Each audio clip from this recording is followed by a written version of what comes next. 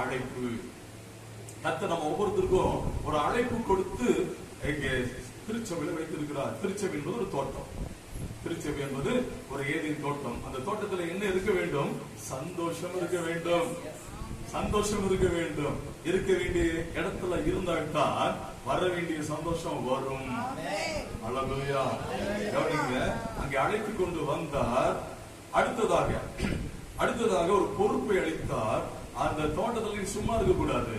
நீ அந்த தோட்டத்தை பண்படுத்த வேண்டும், காக்க வேண்டும். அது அவர் ஒரு அழைப்பு, அது ஒரு பொறுப்பு.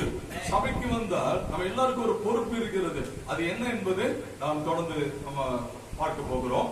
அடுத்ததாக அவர் சும்மா இல்லை, அங்கே ஒரு கட்டளை கொடுக்கிறார். 2 மனிதர்கள் ஒரு கட்டளை. சொல்லுங்க. ஆதாம் ஏவா. அங்க பாருங்க, கட்டளை கொடுக்கிறார். அதே போல ஒரு துணையை கொடுக்கிறார். எத்தனை கொடுக்கிறார் பாருங்க. ஒரு தோட்டத்தை கொடுக்கிறார், ஒரு பொறுப்பு கொடுக்கிறாரு, ஏற்ற துணையை கொடுக்கிறாரு, ஒரு கட்டளை கொடுக்கிறார். என்ன கட்டளை? இந்த தோட்டத்தின் நடுவில் இருக்கிற இந்த விருட்சத்தின் கனியை நீ என்ன செய்யக்கூடாது? புசிக்க கூடாது. நீ புசித்தால் புசிக்கும் நாளிலே சாகவே சாவா என்று ஒரு எச்சரிக்கை கொடுக்கிறார். அடுத்ததாக 2:22 ஒரு துணையை கொடுத்தார். அடுத்ததாக 1:26 பார்க்கும் பொழுது அந்த மனிதனுக்கு ஒரு ஆளுகையை கொடுத்தார். எல்லா சிருஷ்டிப்பின் மேலும் ஒரு ஆளுகையை கொடுத்தார் என்று பார்க்கிறோம்.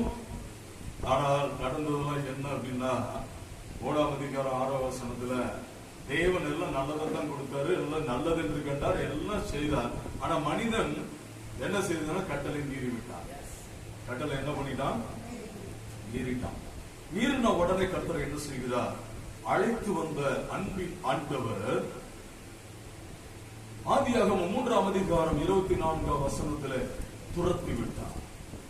நல்ல கவனிக்க. அழைத்தார் என்பதில் எத்தனை அன்பு இருக்கிறது, துரத்தினார் என்பதில் எத்தனை அவருக்கு வருத்தம்.